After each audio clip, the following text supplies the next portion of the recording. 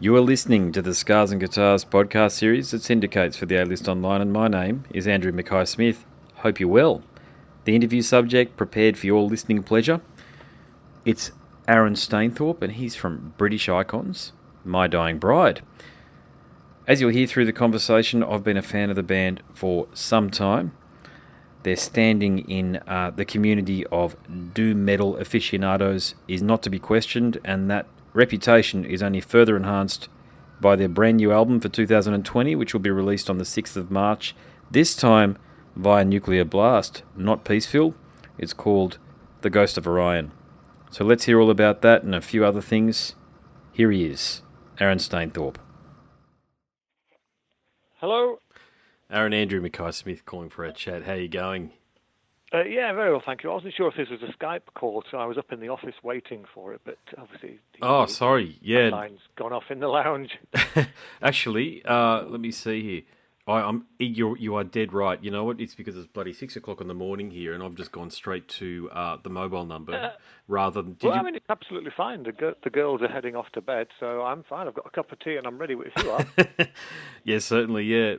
And on that note, first and foremost, I just wanted to wish you and your family well and a lot of love because of what you've experienced there with your daughter, because I was reading Blabbermouth last night and from the podcast episode in preparation for our chat, and it was mentioned that your daughter survived cancer and is now back at school. Yeah. Thank God for that. And look, as a parent myself of two daughters, mate, I can only imagine what you and your family went through, so I really hope it's all behind you guys now.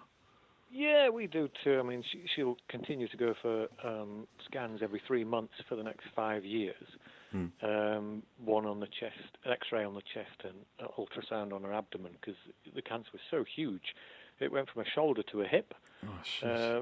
And she's only 5 years old, so it was quite a terrifying experience. But yeah, she's bright and bubbly. We've got school holiday at the moment this week. Nice. Which I forgot to tell the German record label, and they lined all these interviews up with Australia today. Oh, God. And I'd planned to take her out for the day, but thankfully they've cancelled all the rest of the interviews for the rest of the week, so I can spend time with her. But yeah, everything's moving in the right direction, so we're chuffed. Wonderful, mate. Yeah, great to hear. And look, and the music, of course, my introduction to My Dying Bride came about through and I think it's the still sublime Like Gods of the Sun way back in 96. Okay, yeah. It's an album that, for me, casts a mighty shadow over doom metal in general, and it continues to influence young musicians, because, of course, being a podcaster and a journal, I talk to heaps of people, and it's an album of yours, particularly in Australia, that gets cited quite a bit. Okay. But, of course, the reason for this chat is due to the new album for 2020, The Ghost of Orion, and I can say for certain, having had quite a few listens to it now, that for fans of the band, if they're wondering what it sounds like, it continues the rich tradition of superbly written and performed, thus executed offerings from the collective, because it really is. I'm not really too familiar with some of the other albums in the catalogue to say it's one of your best, but it certainly sounds like it could potentially be one of your best, especially the way it's been produced and the sound, if you like. It just sounds beautiful with headphones on. Oh, yeah, we spent a lot of time in the studio doing post-production, because Mark, the engineer, was convinced that this would be the best-sounding My Dying Bride album ever. There you go. And he even said, to us as well, because we've worked a long time with a guy called Mags on virtually every album, and Mark was so confident, he says, look, I'll mix this, but also give a copy to Mags and let Mags mix it. And then if you don't like what I've got, at least you've got your traditional guy doing what he knows best. But once we heard Mark's version, we just said, there's no point sending it to Mags. This is epic. Well, what can I say? It's one of those situations that just sounds like it unfolded the way it needed to then. Because, it's very hard. I'm a musician myself. It's brutally difficult to get the balance right, to ensure that, especially with music that is as nuanced as yours has always been. But you've accomplished that. You certainly accomplished that. It's and it even sounds great over those bloody awful iPhone speakers, without the headphones on as well. I was in the shower the other night, actually, and I had it on that way, and I found that I could hear just about everything that was going on. So, yeah, you guys have done a great job with that. And And on the Thank lyrical you. front, I've always found your lyrics have always been quite profound, and I know where you're drawing your influences from the Bible, Gothic and Romantic texts. But what subject matters were addressed this time around? Well, similar tropes as in the past. Religion always rears its ugly head, obviously. Love and grief. And I touched briefly on the experience I've recently had with my daughter on the third song, Tired of Tears. That's the most obvious reflection of what I've just been through. And you know what? I could have filled the whole album with that kind of stuff, but it would have tainted it for me. It would have been such a black album that I would never have wanted to listen to it ever again, and I would have never wanted to play any of the songs live.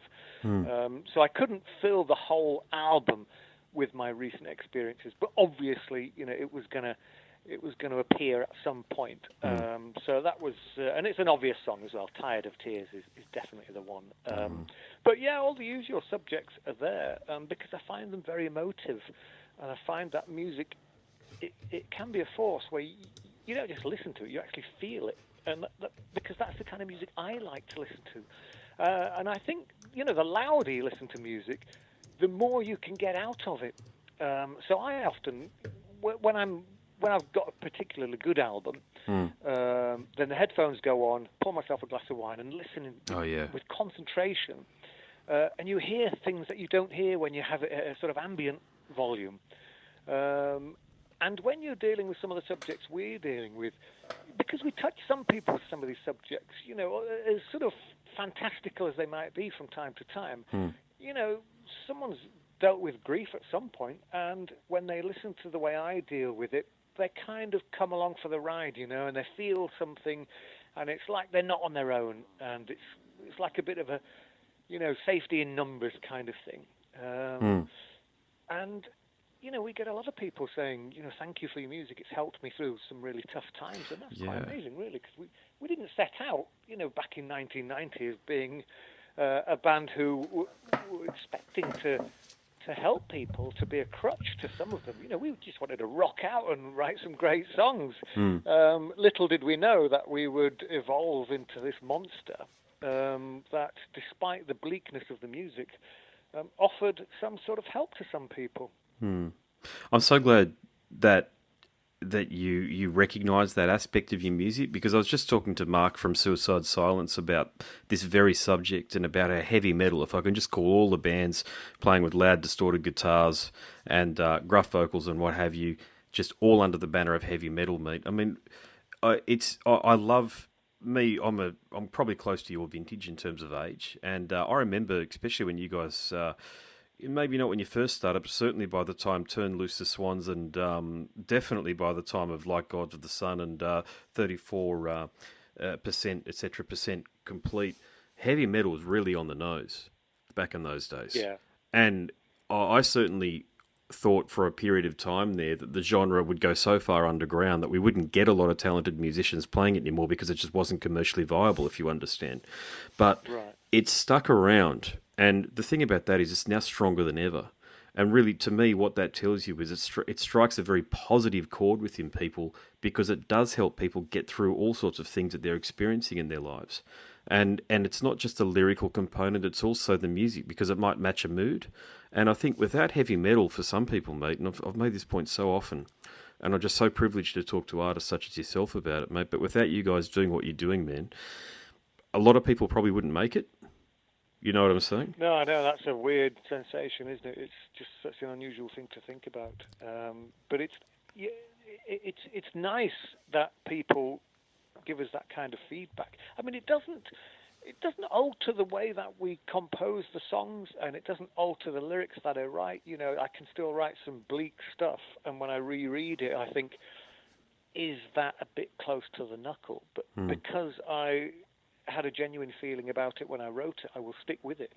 It's not like it's not like there's a moral at the end of each story, and there's a little light shining at the end of each one, and there's a little lift at the end. It's not like that. I haven't been influenced by the help that we may have offered and given some people around the world.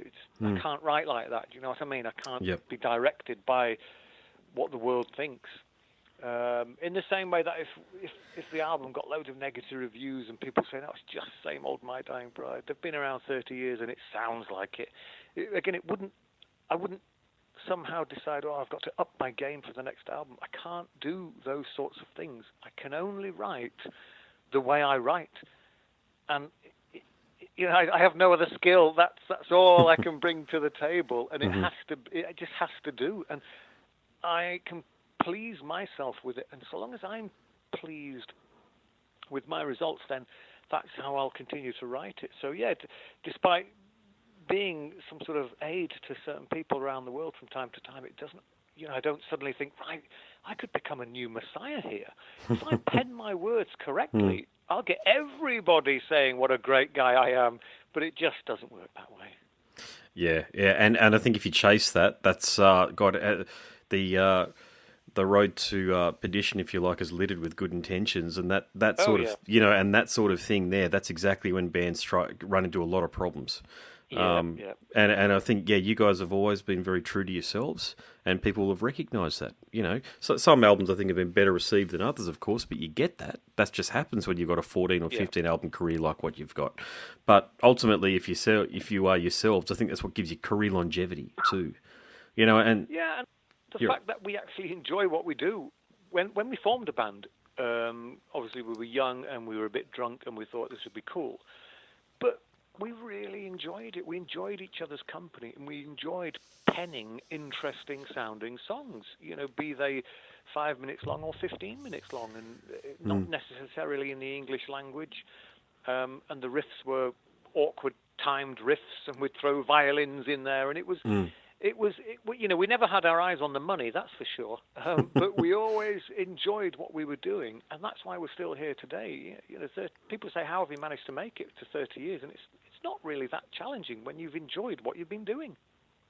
Yes, yeah, and that's a really good point, because look, the band practically invented doom metal, and certainly romantic doom metal, on the album "Turn the Swans Loose" in 1994. It's still the touchstone as well, I think, universally. Whilst I think, like Gods of the Sun might do very well down here in Australia, Turn the Swans Loose, I think, is the universally regarded... Just the other way around, it's Turn Loose the Swans. Turn Loose the Swans. My apologies. I've not cut and pasted from bloody Wikipedia that well in that instance, have I? But look, it's an album that I'm not that familiar with, to be honest with you, as you can tell. But I know for a fact that it's been copied again and again, and particularly by God knows how many European and also South American bands, because there's a lot of stuff that I get sent that reminds me of your earlier material, meaning that the gruff vocals and the violins in particular. You made a decision on really that album there around about that time to incorporate the blend of spoken word, melodic vocals, death growls, and it's all set against those wonderful doomy riffs of your compatriot there, and it's a real violin too there. That's important, not a synthesizer. Oh yeah, Martin was a fully fledged member of the band. Yeah, that's the thing, and I think you were one of the first to really be able to pull that off successfully. But could you imagine that sound would be the touchstone for literally hundreds of bands in the following years? Because we knew we liked classical elements, and that's what Martin originally applied for the bass role, because we didn't have a bass player to begin with, but we'd just given that job to Adrian. And this was before emails, so Martin wrote a letter to me with his address on. I had to write back saying, sorry, but that post is now taken, but thanks. Oh, and if you can play anything else, because we're always looking for quirky ideas, give us a shout. And his response was, "Oh, I also play violin." So he then returned a tape of himself playing along to our demo, and it sounded amazing. He'd really embellished what was already there, and we thought, hang on, we need to give this guy a toot. So we met him, and when we heard what he could do, we just said, right, it's a given, let's get this guy in the band straight away. It's fine using people as guest musicians who then don't appear live, but this guy, we wanted him in the band, and we wanted the violins live. And we did it, a lot of people had violins and other instruments, played on the keyboard. The synthesizer was quite good at mimicking those sort of instruments, and it, again, it embellishes people's albums. But to have the actual guy there and to bring him on tour, it was amazing, really, especially for the time. And Martin had two wonderful electric violins. One of them, I remember, had gold strings. Bloody It was hell. quite a lavish affair. Yeah, it was quite a fantastic piece of equipment. And it kind of it helped make the mark with My Dying Bride, because obviously with Paradise Lost and Anathema, that we were considered the Peaceville Three at the time. Yeah. And so you needed a certain one-upmanship on the other guys in order to be noticed. Because if you all started doing the same stuff, then well, it just looks like you're squabbling. But when you take a new route and head out on a different tangent, then you're making your own statement. And the violin really helped go along with that, and it was wonderful, because it wasn't just there to embellish what we were writing on the guitars and the vocals. Martin would contribute his own stuff, because he could play guitar as well. So when he'd hear whatever Calvin and Andy came up with on guitar, he could hear another guitar harmony in his mind, but would translate it onto the violin and bring that in as well. And it's like, boom, this is wonderful. Let's carry on with this. And they were great times. Yeah, I bet. Yeah, well, you can tell by the way the music sounds. And of course, the Martin you're referring to there is Martin Powell, who's been in a ton of bands since, really. But I think Cradle of Filth might be... a proper musical prostitute. Yeah, I've seen him live, actually. I saw Cradle of Filth back in, 2001, I think it was, on one of their mini Australian tours. And but yeah, you mentioned something in there about the Peaceville 3. That's really interesting, because people did tend to group Paradise Lost, Anathema, and you guys in the one basket, didn't they? I know I certainly did. It was you sort of it just sort of there was the complementary aspect of the music that you guys were doing. So was there ever anything early on with you guys where you thought about maybe getting a tour together or something like that? We've always tried to get tours together with those guys. We did do, not tours, but we played certainly individual shows with each other back in those days, because the scene, particularly in the north of England, was vibrant at the time. And that helps, because in Bradford there was a great rock club called the Frog and Toad, and everyone used to go there, and that's where I met the other members of My Dying Bride. That's where Paradise Lost met. It's where a ton of bands met. And just opposite was a place called the Queen's Hall. Quite a big old Victorian place, but underneath it was a really cool place called the Cellar Bar, and you could hire it out for £50, including lights and PA, and you just get a friend on the door, charge £2 in, you sell your own T-shirts, and you make your own posters and plaster them all over the town a week or two before, and people turned up in their hordes, and it would be My Dying Bride, Anathema, Paradise Lost, Cathedral, Pitch Shifter. We'd just round up as many people as we could get who were still interested. Again, pre-internet. So you wrote to these people saying, we're doing a gig in Bradford on this night. Do you want to come along as well? Let us know and we'll put your name on the posters. Because there was no real arrogance back then. There was no sort of, oh, I'm not playing with you. You're a tiny little band. Or I want to headline. There was none of that. It was just, people just said yes or no. And it was wonderful, and the scene really burgeoned around that sort of time. And so we got to know all these bands really, really well. So we did gig with them, but we never actually toured with them, because Paradise Lost were a few steps ahead of us, and Anathema were a few steps behind us, which really, it was ideal, really, because PL could have headlined and we could have backed them up. But it just never, I don't know why, but it just never really materialised. Except for the only time it did, of course, was when it was Paradise Lost's 30th anniversary. And we played with them in Paris and London. And there was supposed to be a third gig as well. I can't remember where that was. But again, even that didn't happen. So 2 out of 3 wasn't bad. But yeah, it would have been great. And you know what? I know Anathema are doing sort of prog stuff now, so that's not going to happen. But there's still chances we can tour with Paradise Lost. We're great friends with them. We've known them for years. And we're looking to get to Australia. I don't know why we've never been, but now that we're on Nuclear Blast, we might be able to get together with some of their other bands and get like a package deal and tour Australia as a package, because for some reason it just doesn't seem viable for My Dying Bride to do their own headlining tour. So we'll come down with some other guys. That's definitely doable. Yeah, that was going to be my final question about you. You literally read my mind on it, actually, because you do have fans down here. I've done a lot of interviews today. Well, look, and that's the thing, and I hope that's come back, mate, from the Australian journalism contingent.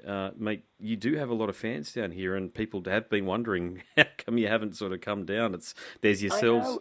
Rush You and know what? It Manowar. baffles me. It baffles me as much as you guys down there because we've seen. I hate to say this, but we've seen lesser bands than My Dying Bride touring Australia, and we are baffled as to how they've managed to get the funds together to do that. We sort of assume that someone in the band must have a lot of money, or they've borrowed a lot of money, and they're going to be in the red for the rest of their musical career. Because we could go to Australia tomorrow, but it would cost us an absolute fortune, and we'd be in debt for a long time. Yeah. So it's for us, it's just not been viable. We're quite careful with our money because we've never, ever had a manager.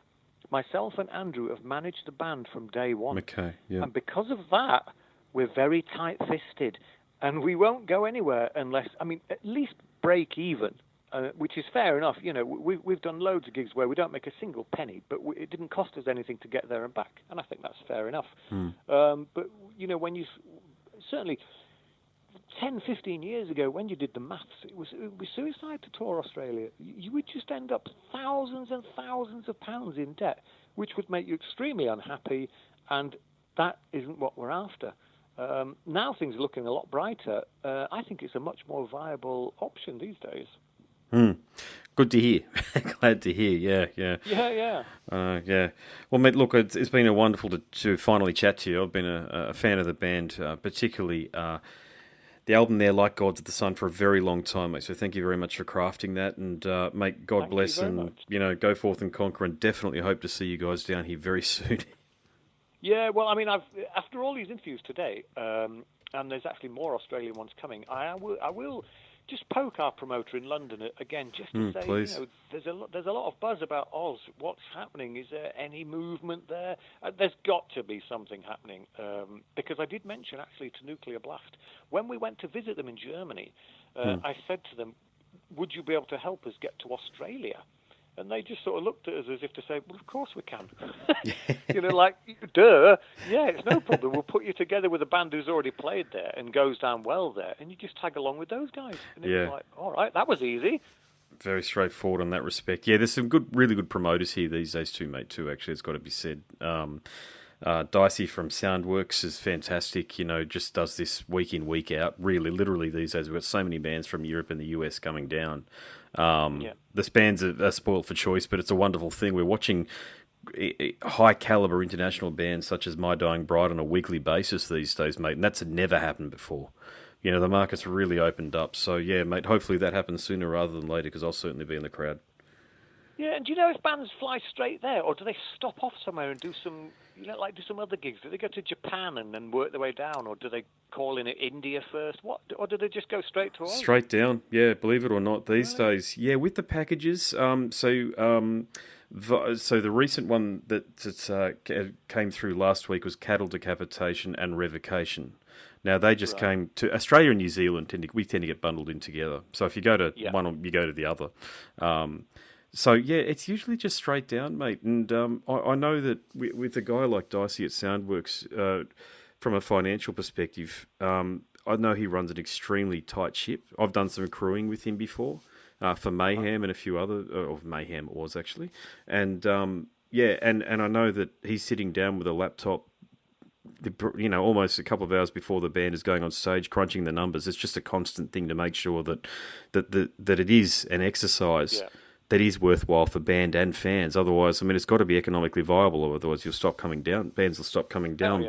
But no, honestly, straight down, that old thing where I think if you're a big lumbering band like Faith No More or Guns N' Roses, you basically got to do the whole local Asia-Pac region, Japan, Indonesia, Malaysia, what have you, you know, do the whole thing. We've got a crew member who's just done Judas Priest's world tour, and they've been to some weird and wonderful places. So I saw their very all-encompassing tour there. But look, it makes sense for bands of that size who are going to be playing in, you know, not amphitheaters, but, you know, maybe even outdoor festivals or their own outdoor festival or something. But for you guys, and you'll play in a venue here called Crowbar or the Triffid or something like that. in Brisbane here, I mean, they're sort of 400 capacity, 350 capacity rooms. And if that's multiplied across all of the capitals, mate, it's quite worthwhile to come down, Yeah, sounds like it, doesn't it? Yeah. So, yeah, but look, I better let you get to that next one. So, mate, it's been awesome to finally chat to you, and thank you so much for making the music that you have. Yeah, great. Well, thank you very much. Thanks for your kind words, and thanks for your time as well. Really appreciate it. Oh, pleasure, mate. No worries. Cheers. Have a good day. You too, man. Okay, thank you. Bye-bye. Bye. You've been listening to the Scars and Guitars podcast series that syndicates for the A-List Online, and my name is Andrew Mackay-Smith. That interview subject was Aaron Stainthorpe from the UK Icons, My Dying Bride. Thanks so much for listening.